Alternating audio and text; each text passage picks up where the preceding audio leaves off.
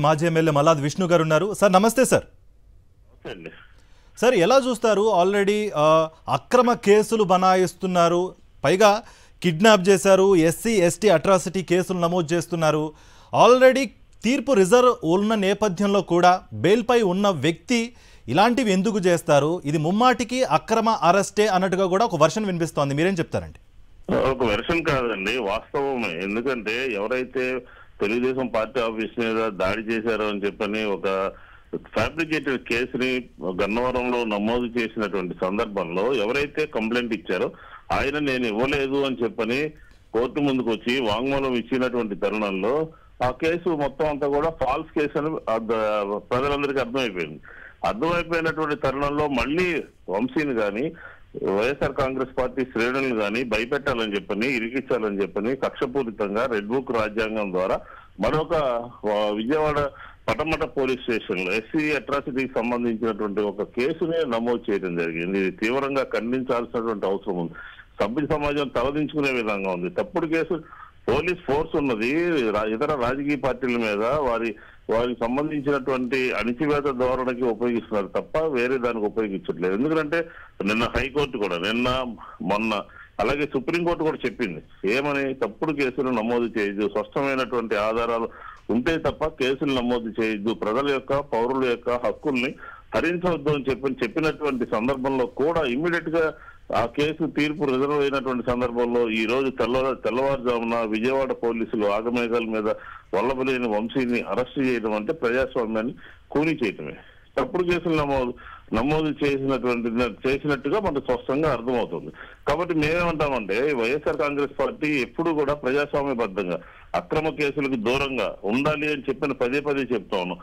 ఈ వంశీ అరెస్టు వాళ్ళకి చంపపెట్టి లాంటిది. ఎందుకంటే ఎవరైతే కంప్లైంట్ ఇచ్చారో వాళ్ళు మేము ఇవ్వలేదు అని చెప్పినటువంటి సందర్భంలో ఆ కేసు వీగిపోతున్నటువంటి సందర్భంలో అదే వ్యక్తిని కిడ్నాప్ చేసినట్టుగా మళ్ళీ బలవంతంగా కంప్లైంట్ ఇప్పించి అరెస్ట్ చేయటం అనేది ఒక శాసనసభ్యుడిగా 2 సార్లు పనిచేసినటువంటి వల్లభనేని వంశీని అరెస్ట్ చేయటం అనేది దుర్మార్గమైనటువంటి హేయమైనటువంటి చర్య అని చెప్పొచ్చు. పోలీసుల యొక్క దాష్టీకానికి ఇది నిదర్శనం అని చెప్పొచ్చు.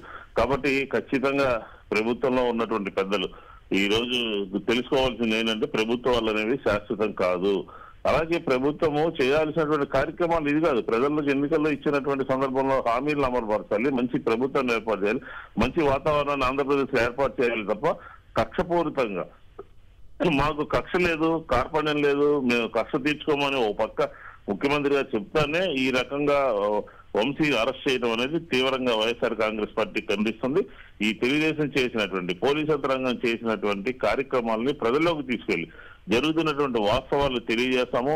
హైకోర్టు తలుపు తడతాము, సుప్రీంకోర్టు తలుపు తడతాము. అన్యాయంగా కేసులు ఎవరైతే అధికారులు పెట్టారో ఆ అధికారులు చేసినటువంటి దాష్టీకాన్ని కోర్టుల దృష్టికి కూడా తీసుకెళ్తామని చెప్పని కూడా ఈ సందర్భంగా తెలియజేస్తాను. విష్ణు గారు మెయిన్గా ఒక్కటే అనిపిస్తోంది, తీర్పు రిజర్వ్లో ఉంది ఆల్రెడీ.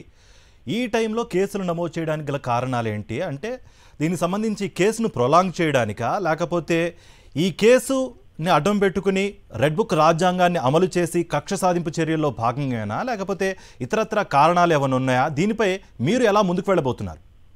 అంటే ఏం లేదండి, ఇప్పుడు ఆ కేసులో గన్నవరం సంబంధించినటువంటి పార్టీ ఆఫీస్ మీద పెట్టినటువంటి అక్రమమైనటువంటి కేసు, అది అవాస్తవమైనటువంటి కేసు, ఫ్యాబ్రికేటెడ్ కేసు అని చెప్పని స్పష్టంగా మనకు అర్థమైపోయింది.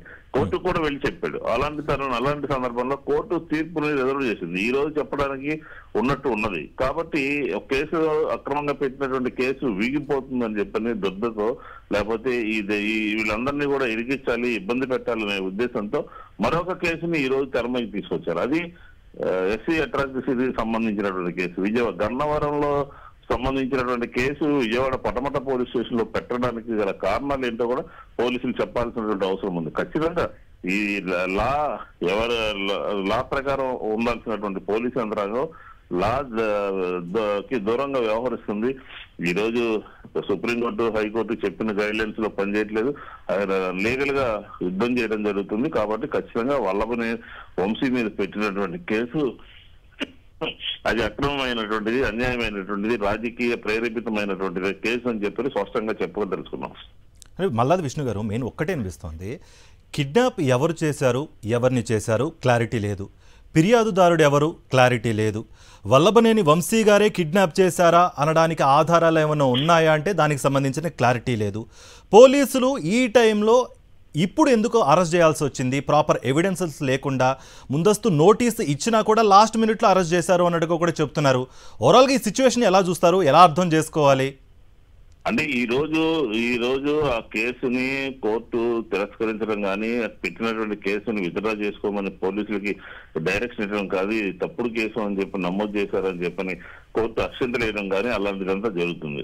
ఇలాంటి సందర్భంలో బెదిరింపుకు ధోరణి ఎక్కడ ఉంటుంది? ఆయన హైదరాబాద్ లో ఉన్నారు, ప్రభుత్వం అంతా మీ చేతిలో ఉంది, పోలీసు యంత్రాంగం అంతా మీ చేతిలో ఉంది.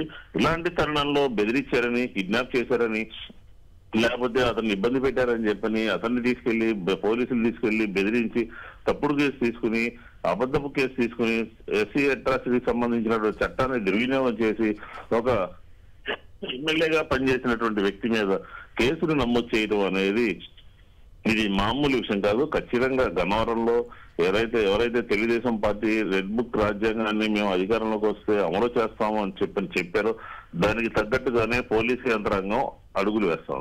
దీన్ని తీవ్రంగా ఖండిస్తా ఉన్నాం. ఇలాంటి అరెస్టులు అనేది సభ్య సమాజం ప్రజల యొక్క హక్కులు హరించి వేయబడతాయని చెప్పని కోర్టులు చెప్పినప్పటికీ కూడా పోలీసు యంత్రాంగానికి సరైనటువంటి ఇది వచ్చినట్టుగా కనపడలేదు. కాబట్టి కోర్టు దృష్టికి తీసుకెళ్తాం, ప్రజల దృష్టి కూడా తీసుకెళ్తాం. రైట్ అండి. మల్లాది విష్ణు గారు.